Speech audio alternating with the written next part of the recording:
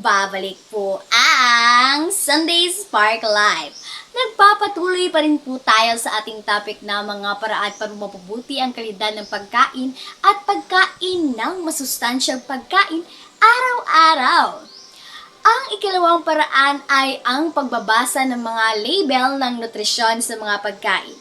Ang mga label ng nutrisyon ay nagbibigay ng impormasyon tungkol sa nutritional content ng isang produkto tulad ng calories, fat, protein, carbohydrates, at vitamins. Mahalaga rin tingnan ang listahan ng mga ingredients upang maiwasan ang pagkain na may mataas na processed ingredients, added sugars, at unhealthy fats. Ang pag-unawa sa mga label ay nagbibigay daan sa inyo na gumawa ng mas mahusay na mga pagpipilian sa pagkain at maiwasan ang mga hindi malusog na produkto. Sa pamamagitan ng pagbabasa at pag-unawa sa label ng nutrisyon, mas nagiging informed ka sa iyong kinakain. Yes!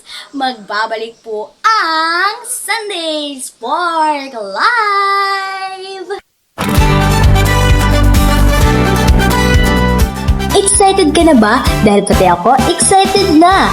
Abangan ang malaking pasabog sa Sunday Spark Live ngayong March 1!